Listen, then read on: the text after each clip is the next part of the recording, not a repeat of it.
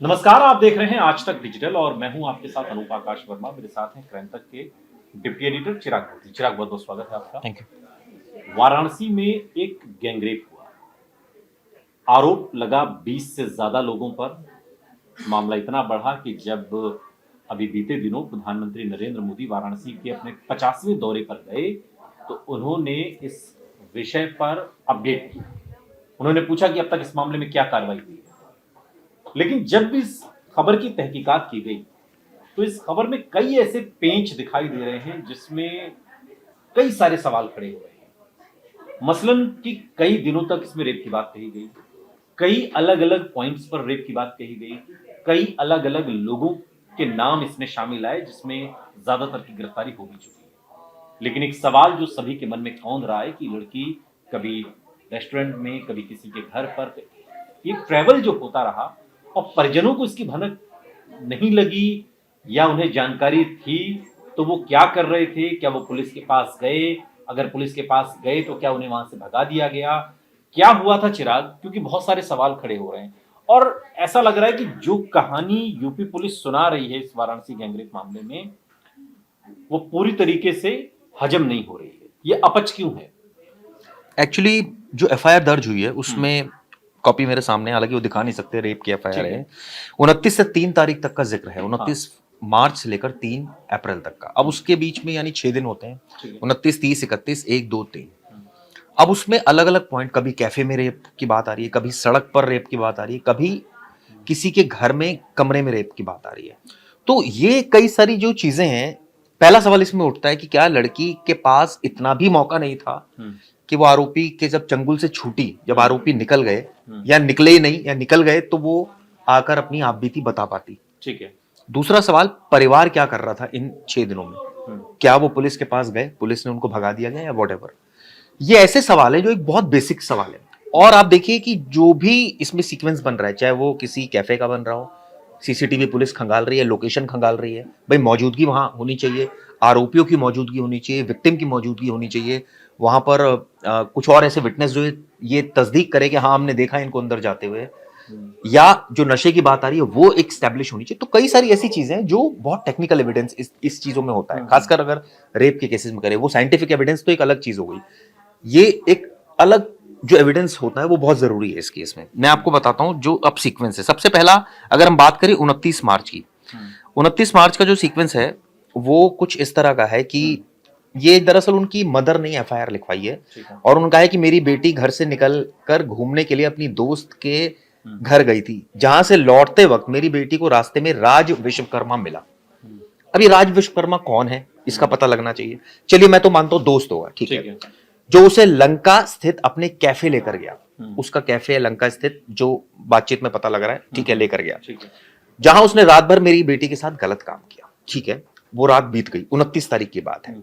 अब अगला आप आइए, अगले दिन 30 को मेरी बेटी को समीर नाम का लड़का मिला जो कि अपने किसी दोस्त के साथ बाइक से था।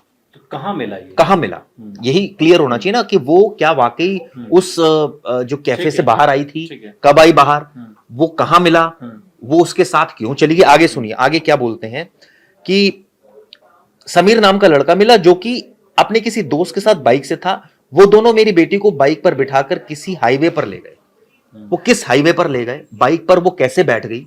जब एक आपको दिख रहा है कि आप इस स्थिति में हो, आपके साथ गलत हरकत हुई है, तो आप तो पीड़ा में होगे, शोर मचाओगे, चिल्लाओगे, गुहार लगाओगे। और अगर आप या तो आप इंटॉक्सिकेटेड हो, आपको नशा दे रखा है, तो फिर ये भी बात साफ होनी चाहिए कि भाई नशा दे रखा था इस वजह से, ड्रग्स था, क्या था, ठीक है। इसके बाद क्या बोलते हैं, किसी हाईवे पर ले गया जहां बाइक पर मेरी बेटी के साथ गलत हरकत की, बाइक पर तथा मेरी बेटी को नदेसर के पास लाकर छोड़ दिया। एक नदेसर जगह है जहां छोड़ दिया। तो ये सीक्वेंस खत्म हो गया जो एफआईआर कहती है। यानी कि अगले दिन, अब 31 तारीख की बात हो रही है, अनूप 29-30 की हो चुका, 31 की बात हो रही है।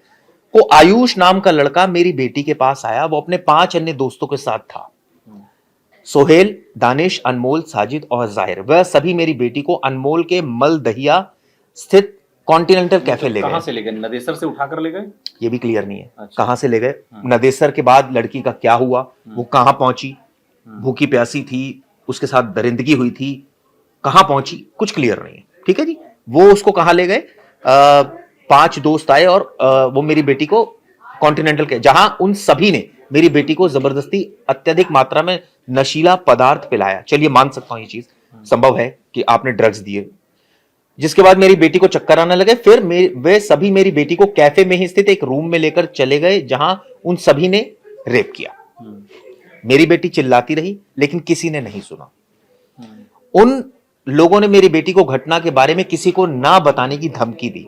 अगले दिन, अब आ गई है 1 तारीख की बात, यानी 31 को कहां पर थे, जो आयुष नाम का लड़का उसके घर पर जहां कॉन्टिनेंटल कैफे ले गया, वहां पर एक रूम था। और अब अगले दिन की बात आ रही है, यानी 1 तारीख की, साजिद नाम का लड़का अपने एक अन्य दोस्त के साथ मेरी बेटी को मिला और गर्ल्स हॉस्टल ले जाने के नाम पर किसी होटल में ले गया। कहां मिला नहीं पता। अच्छा, और उसको एक होटल में ले गया। परिजन क्या कर रहे थे ये इतनी तारीख से? एक परिजन कहां थे इस बीच? इसका भी कोई जिक्र नहीं है कि परिजन कहां थे। वही तो हम एज अ जर्नलिस्ट, हमारा फर्ज है ये जानना, या एज ए व्यूअर सभी लोगों का जानना कि भाई उस बीच में क्या कहां थे उन, भाई जिसके घर की बेटी लापता है हाँ। और इस तरीके की चीजें हो रही हैं, तो परिजन कहाँ थे? मतलब वो गुहार लगा रहे थे, उनकी गुहार सुनी नहीं जा रही थी, या वो खामोश बैठे घर में इंतजार कर रहे थे लौट आने का? पता नहीं, क्या कर रहे थे वो? पता नहीं, इस बारे में जानकारी नहीं है। 1 तारीख को साजिद नाम का लड़का मेरे एक अन्य दोस्त के साथ मेरी बेटी को मिला और गर्ल्स हॉस्टल ले जाने के नाम पर किसी होटल में ले गया, जहां पहले से ही 2-3 लोग अज्ञात वहां मौजूद थे। वहां लोगों ने मेरी बेटी को होटल में आए, मतलब एक सर्विसेज प्रोवाइड करने के लिए कहा। उन्होंने मना किया तो फिर उसके साथ गलत हरकत हुई, इस तरह की बात कही जा रही है। ठीक है, मैं लब्बो लुबाब में बता दिया आपको मैंने। इसके बाद वाला मैं आपको सीक्वेंस अगले दिन का क्लियर करता हूं। मेरी बेटी को औरंगाबाद स्थित किसी गोडाउन में ले गए कुछ लड़के, और वहां पर लड़का पहले से मौजूद था जिसको साजिद जैब नाम से बुला रहा था। वहां पर जैब ने मेरी बेटी के साथ गलत काम किया। मेरी बेटी चिल्लाती रही। इस घटना के बाद साजिद अपने दोस्त अमन व अन्य दोस्त के साथ मेरी बेटी को लेकर उनमें से किसी एक के रूम पर गया। यानी कि अलग अलग पॉइंट ऑफ टाइम पर अलग अलग जगह लड़की को ले जाया, अलग अलग लोग मिल रहे हैं, अलग अलग लोग मिल रहे हैं। अब आप सोचिए 2 तारीख, अगले दिन 2 तारीख को मेरी बेटी को मॉल के पास में ही राज खान नाम का लड़का अपने एक दोस्त के साथ मिला। लड़की मॉल के पास कैसे पहुंच गई, लड़की उसके बाद सुनिए। हाँ। वहां मेरी बेटी को हुकुमगंज बगवानौर स्थित घर की छत पर ले गया, जहां मेरी बेटी को नशीला पदार्थ खिलाया, फिर उसके साथ गलत हरकत की। 3 तारीख को मेरी बेटी अपने दोस्त के घर गई और नशे की वजह से वहीं पर अपने पहले से कुछ लोग मौजूद थे जहां उसके साथ ये घटना हुई। और अगली दिन कैसे लड़की, मतलब एक जगह से दूसरी जगह, दूसरी जगह से तीसरी जगह, तीसरी जगह चौथी जगह, 5वीं जगह, ये जो मूवमेंट है ये कैसे हो रही थी? ये समझ से परे है, पहली बात। हालांकि उनके फादर का एक बयान नशे वाली जो बात है, इस पर क्या कोई रोशनी डली है कि वो कुछ नशे में थी, या उसका दिमागी काम नहीं था, वो उसका दिमाग उसके कंट्रोल में नहीं था? होता है ना कि भाई जैसे वो जहर खुरानी गिरोह होते हैं, आदमी 24-24 घंटे 48 घंटे बेहोश रहता है, उसे पता ही नहीं रहता कौन क्या कर रहा है, कहाँ ले जा रहा है, क्या। तो क्या ये इस तरीके का कुछ था? क्या पुलिस क्या कह रही है? देखिए, इसमें उनके फादर का जो बयान आया वो ये बयान आया है कि वो एक गैंग के चंगुल में फंस गई थी, और वो गैंग जो है, ये सारे लड़के गैंग के पार्ट थे, 23 लड़के, और वो इस तरह से उसको इधर उधर उसके साथ 23 लड़के एक दूसरे को जानते थे आपस में तीनों? अब ये भी क्लियर नहीं है कि वो जानते थे नहीं जानते थे। ये एक लड़के से एक ग्रुप के पास जाकर दूसरे ग्रुप के पास कैसे पहुंच गई, ये भी हमने जब डिस्कस किया, अभी सीक्वेंस इतना सारा, तो मुझे बहुत सारी चीजें अभी भी अनक्लियर लग रही हैं। आपको भी शायद लग रही होंगी जब आप पढ़ रहे होंगे। आपके भी सवाल इसमें, सवाल यही है ना कि मेरा तो सवाल, पहला सवाल ये कि लड़की एक जगह से दूसरी ये मूवमेंट कैसे हो रही थी, और हर जगह उसको नए लोग मिल रहे हैं, कहीं 3 मिल रहे हैं, कहीं 4 मिल रहे हैं, कहीं 2 मिल रहे हैं, कहीं 1 मिल रहा है। दूसरा ये कि इस दौरान परिवार क्या कर रहा था, उसके परिजन क्या कर रहे थे? अब किसी के घर की कोई लड़की लापता होती है तो आदमी हर जगह ढूंढता है। बिल्कुल सही बात है, हर जगह ढूंढता है, वो रिश्तेदारों में फोन करता है, यार दोस्तों में फोन करता है, जहां जहां जाते खुद भी निकल पड़ता है। तो ये परिजन क्या ढूंढ रहे थे तो कहां ढूंढ रहे थे? क्या उन्होंने पुलिस को कंप्लेन की तो पुलिस ने क्या कहा? पुलिस को कब पता चला ये पूरा मामला? 4 तारीख को मेरी बेटी घर वापस आई तथा उसने सारी घटना के बारे में बताया। वो बहुत डरी और सहमी थी 4 तारीख को। उसके बाद 7 तारीख को एफआईआर लिखी गई है। अब हो सकता है 5 को गए हों या 4 को गए हों फैमिली पुलिस के पास, लेकिन इससे पहले पुलिस के पास गए, ये कहीं भी नहीं समझ में आ रहा है, या गए या पुलिस ने टरका दिया, जैसे आपने सवाल किया। इसमें कई सारे कैरेक्टर जुड़ रहे हैं इस कहानी में, और इस कहानी में कई जगह पर लड़की के साथ अलग अलग घटनाक्रम हो रहा है।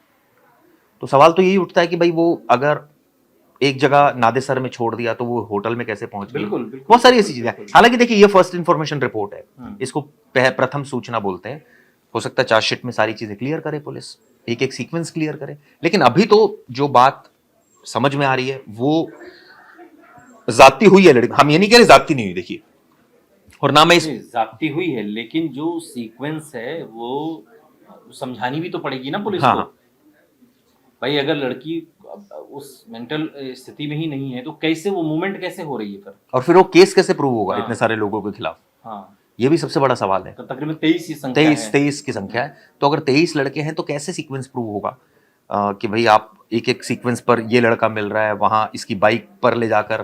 क्या आप कोई प्रेशर भी महसूस कर रहे हैं क्या इस जांच पर? क्योंकि भाई अगर प्रधानमंत्री, नहीं, मुझे तो लगता है कि आपको प्रेशर नहीं होना चाहिए। किसी केस का अपडेट ले रहे हैं, वो भी किसी क्रिमिनल केस का, तो निश्चित तौर पर एक बहुत लेकिन बड़ी- मुझे लगता है कि ईमानदारी से जांच होनी चाहिए, सीक्वेंस बिल्कुल क्लियर होना चाहिए। लड़की के साथ जाती हुई है, हमें भी दिख रहा है, लेकिन ऐसा प्रतीत हो रहा है कि सीक्वेंस क्लियर नहीं है, जो कि प्रथम दृष्टया हमें भी दिखाई दे रहा है। सीक्वेंस क्लियर नहीं दिख रहा है, एफआईआर से तो नहीं दिख रहा है। हो सकता है आगे कोई और रिपोर्ट चार्जशीट फाइल करे तो उसमें बहुत सारी चीजें क्लियर करे, अभी तो बिल्कुल अनक्लियर नजर आ रहा है, पहली बात। दूसरी बात, जिस पॉइंट ऑफ टाइम पर वो बता रही है, कुछ 2-3 सवाल तो बहुत लाजमी से उठ रहे हैं कि भाई परिवार क्या कर रहा था, या लड़की भागी क्यों नहीं किसी भी, क्या वो इतने इंटॉक्सिकेशन में थी या नशे में थी या ड्रग्स का कि वो उसको मौका ही नहीं मिला भागने का, या क्या वजह क्या थी, ये भी बहुत स्पष्ट होना चाहिए, ताकि बिल्कुल दूध का दूध और पानी का पानी हो।